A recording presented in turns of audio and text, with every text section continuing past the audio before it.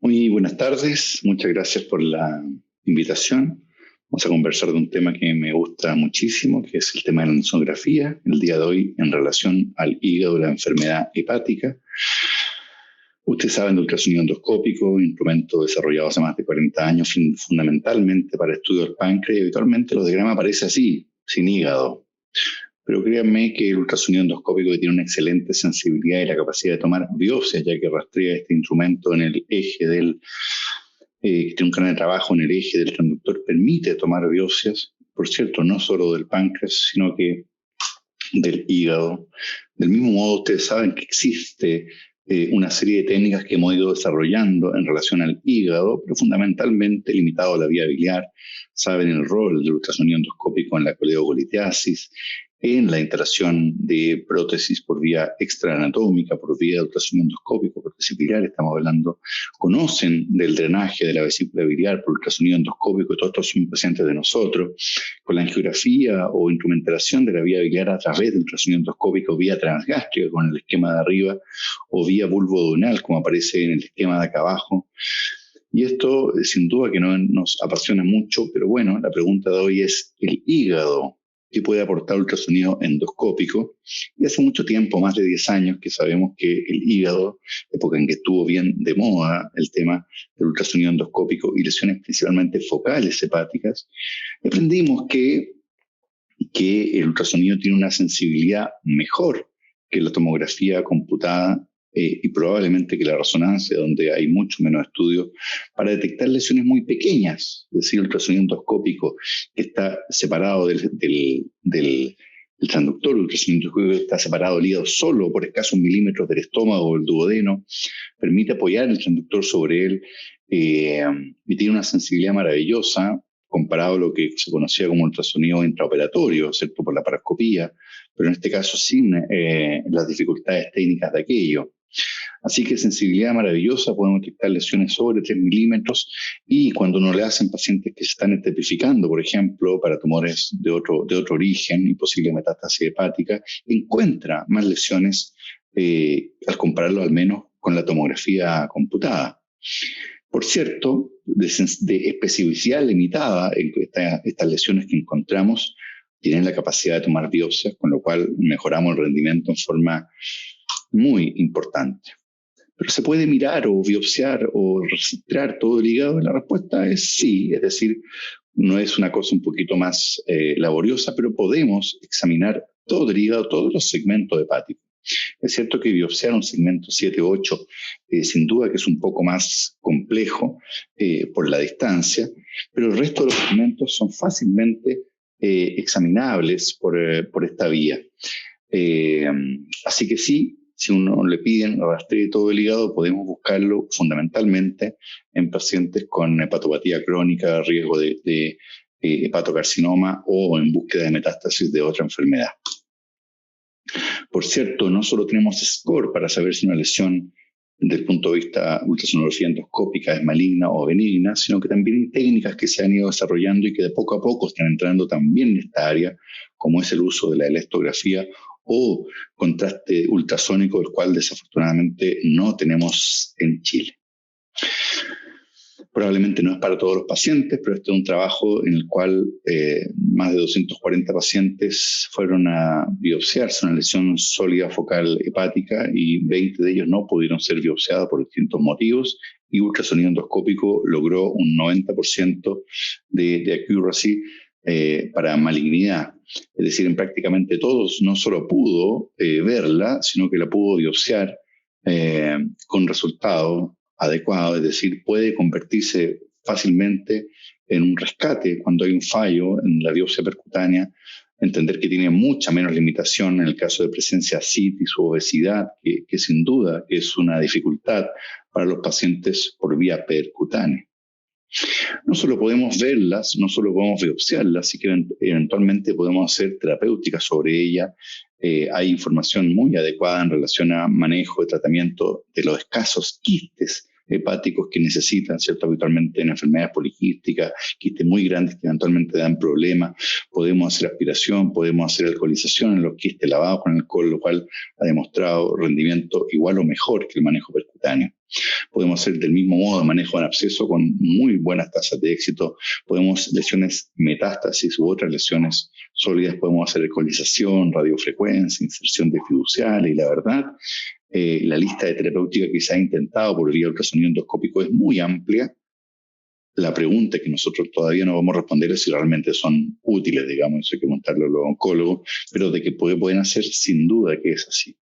En suma, lesión focal, el gran problema del ultrasonido endoscópico son dos. Uno que es operador dependiente, es decir, cuesta estandarizar técnica, cuesta hacer estudios, pero yo le diría que en palabras sencillas, no es una técnica que deba reemplazar lo que nosotros ya sabemos, el excelente rendimiento que tiene en general la tomografía computada o la resonancia magnética, no debe reemplazarlas ni competir con ellas, sino que el paciente que se beneficia de esta técnica se puede aplicar o, como le mostraba, como rescate.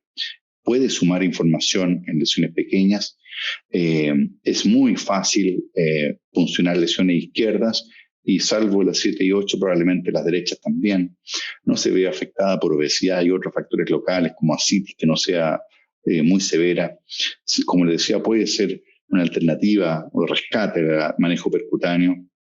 Lo que sí hay que conversar con un ultrasonografista, explicarle y pedirle que revise todo el hígado cuando la información es pertinente. Pero estas lesiones focales, que es fácil tener un poco de citología, algunos fragmentos hepáticos para tener el diagnóstico de una neoplasia. Pero y la biopsia hepática en hepatopatías crónicas, sabemos que la biopsia hepática, si bien se ha disminuido su necesidad en los años, para nada ha desaparecido y hay patologías que necesitan y seguirán necesitando biopsia hepática, las enfermedades por sobreposición, los pacientes trasplantados, la hepatitis autoinmune, hepatitis por fármaco y otros van a seguir necesitando biopsia hepática. Y aquí no solo necesitamos algunas células, no nos sirven los hepatocitos, necesitamos arquitectura, que inicialmente era más limitada por el tipo de aguja, pero hoy en día tenemos excelentes agujas que toman histología y que se pueden ocupar en biopsia hepática, y se está haciendo, como ustedes bien saben, hace un buen tiempo, con una alta demanda en otros países, que ha ganado una insospechada popularidad, incluso ha reemplazado bastante la biopsia percutánea. En resumidas cuentas, el material obtenido es similar para hacer el diagnóstico, no es exactamente igual, es un número más delgado. Habitualmente, si lo comparo con percutáneas, son un poco más cortas, un poco más fragmentadas, pero absolutamente adecuado para hacer el diagnóstico. Los pacientes, en lo que está reportado, presentan menos dolor. Se pueden tomar biopsias bilaterales, como aparece en la figura, transvulvares, y también se pueden tomar del lado izquierdo, muy fácil. Por lo cual transgástrica, por lo cual podemos evitar el error de muestreo, y no, insisto, no tiene las limitaciones que puede tener la percutánea, por ejemplo, en presencia de ascitis, lo que sí es más caro. Es una técnica fácil, esta es una de las primeras biopsias que tomé con aguja no indicada, una técnica para nada depurada que se me fragmentó en el postprocedimiento, pero igual tenemos 3 espacios porta con una sola punción, un solo pase, es decir, es una técnica realmente sencilla. Aquí solo para mostrarles cómo los radiólogos un poco nerviosos con esto han tratado de hacer estudios comparativos. Este es un randomizado, prospectivo, que lamentablemente tiene solo 20 pacientes por rama y que la verdad tiene resultados muy comparables en la toma de muestras, si bien habían limitaciones importantes para el ultrasonografista en la técnica que tenía que desarrollar para que fuera exactamente igual que la percutánea, si bien la técnica no es la misma, debo decirles, pero la biopsia alcanzó para el diagnóstico exactamente igual, y no tuvo complicaciones en ninguna de las dos ramas.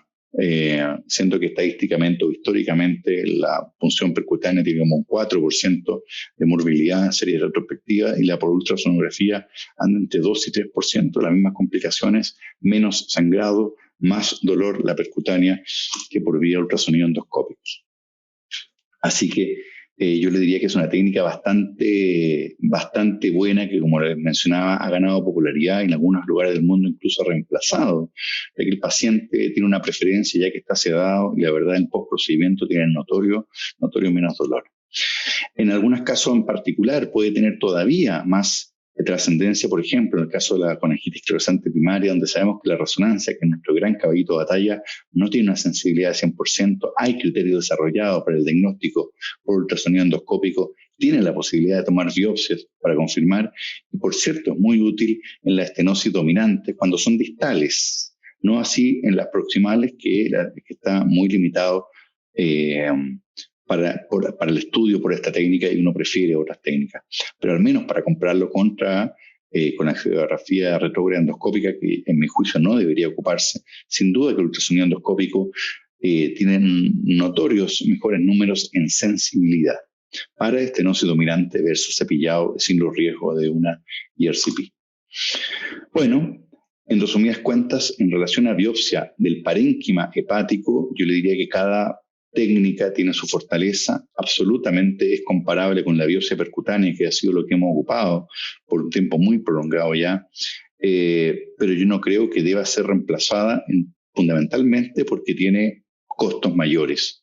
Pero sin duda que yo la preferiría cuando necesite tomar biopsias bilaterales, cuando exista dificultades locales para la vía percutánea, cuando tengo una coagulación más límite, si bien se exige plaquetas sobre 50.000 y INR bajo 1,5, yo le diría que si tengo alguna alteración de coagulación, yo preferiría la vía endoscópica que percutánea para tomar estas biopsias. Y por cierto, y es el caso de nosotros, lo ocupamos cuando necesitamos un ultrasonido por otro motivo. Por ejemplo, tenemos sospecha de coledocolitiasis en paciente con prueba hepática alterada, se descarta la coledocolitiasis y se toma biopsia hepática. Para conejitis esclerosante, para el trasplante, que siempre está la duda del rechazo, para evaluar la estenosis anastomótica, podemos descartar fácilmente uno de estos cuadros y, por cierto, aprovechar y tomar biopsias. Ahora, ¿cuál es el límite? No está todavía claro. Algunos autores, sobre todo asiáticos, están ocupando ultrasonido endoscópico para directamente hacer punción vascular. Por aquí, por ejemplo, que lo ocupan para medir presión portal por vía directa, calcular gradiente, se puede funcionar fácilmente la vena cava inferior, fácilmente la porta, se hace a través del hígado, riesgo de sangrado muy bajo. Estos no son pacientes cirróticos, son pacientes con hipertensión portal de causa no cirrótica. Recordemos que tienen mucho más patología venosa oclusiva, tienen más Budd-Chiari y otras cosas. Que han demostrado ellos un estudio que es maravilloso porque lo comparan o a todos los pacientes le hacen aparte estudio transyugular y demuestran que los números obtenidos son absolutamente comparables. Aprendimos, cosa que sabíamos en algo, que la presión depende, por cierto, del nivel de sedación del paciente, o sea, fluctúa con la ventilación, pero parece una técnica muy segura y muy precisa y la utilidad en nuestros pacientes es una cosa que podemos discutir, pero de poder se puede. Y si a uno le parece loco puncionar los vasos, les cuento que el ultrasonido endoscópico hace años que hace punciones, sobre todo de lesiones sólidas, a través de los vasos cuando no hay otro camino para hacerlo. Aquí tenemos pacientes con punciones de la arteria pulmonaria, que abajo de la cava inferior, para acceder a lesiones focales hepáticas que no se pueden acceder por otro sitio. Y la verdad, esta es una experiencia de un centro, de un trabajo multicéntrico, y la verdad la tasa de complicaciones es muy baja, tiene algunas limitaciones en tamaño de aguja, técnica para punción, pero dicho eso, el rendimiento sigue siendo bueno. De otra forma, no tendríamos, y el nivel de neoplasia que nos permite diagnosticar, sin duda que vale la pena el relativamente poco riesgo al que sometemos a nuestros pacientes. Para ir terminando, le hablo algunas palabras de ultrasonido y hipertensión portal. Yo sé que se presentó ya parte de este tema, pero debo comentarles que el ultrasonido endoscópico puede predecir la recurrencia de varices esofágicas, viendo fundamentalmente las varices o los trayectos venosos paraesofágicos y las perforantes. Sabemos que cuando están presentes y son de tamaño considerable, el riesgo de recurrencia es altísimo o seguro. Nos cambia la película o no, discutible. Duplica la sensibilidad para detectar varices gástricas versus una endoscopía tradicional, o sea, podemos encontrar mucho más. Si las tenemos y no han sangrado, también una cosa que es para discutir. Por cierto, podemos no solo confirmarlas, sino que eventualmente ver si fueron tratadas adecuadamente, es decir, si tienen todavía flujo una vez que fueron tratadas por vía endoscópica, por ejemplo, y el riesgo de resangrado. Y por cierto, y ustedes saben, ya se mencionó, el tratamiento con cianoacrilato directamente con punción por ultrasonido endoscópico versus COIL o COIL con cianoacrilato, donde COIL indudablemente que tiene menos procedimientos necesarios para la erradicación, es decir, es notoriamente más efectivo que hacer cianoacrilato solo, a un costo mayor y también con algunos riesgos que, si bien no son altos, existen. Lleva mucho tiempo esta técnica contra nosotros y la verdad no es una cosa que se haya expandido a nivel mundial, salvo en algunos centros, probablemente porque no se hace 24/7, probablemente porque otras técnicas funcionan bastante bien, pese al riesgo de embolía, que la mayoría de las veces es asintomática por técnica a ciega, versus el manejo que hacen los radiólogos con BRTO. Es una técnica que hay que tener en cuenta, que hay que conocer, que yo personalmente no tengo experiencia, pero existe experiencia a nivel nacional, no es complejo y es una alternativa. Yo estoy absolutamente a favor de la revisión para confirmar la erradicación, pero no estoy de acuerdo en a todos los pacientes someterlo a terapia por ultrasonido endoscópico. En suma, ultrasonido endoscópico de hígado es una técnica que hay que conocer, que se ha desarrollado y que va a seguir desarrollándose en el tiempo, pero yo la entiendo como un aporte más a un trabajo multidisciplinario. Si bien con el tiempo ha ido creciendo muchísimo en algunos centros, el tema de la biopsia por ultrasonido endoscópico por preferencia de los pacientes, fundamentalmente. Esto creo que no debe reemplazar a la vía percutánea con la información que tenemos hoy en día y los costos asociados. Yo diría que lo más importante es la comunicación con el ultrasonografista para discutir todos estos pacientes antes, dejarlo que participe en la decisión del manejo de los pacientes y ver si efectivamente el ultrasonido endoscópico tiene que aportar. La mayoría de las veces sí, y muchas veces, por cierto, puede ceder su lugar para el manejo de otras técnicas. Es un elemento más que hay que conocer y que hay que trabajar en conjunto. Es cuanto quería comentarles. Muchas gracias nuevamente por la invitación.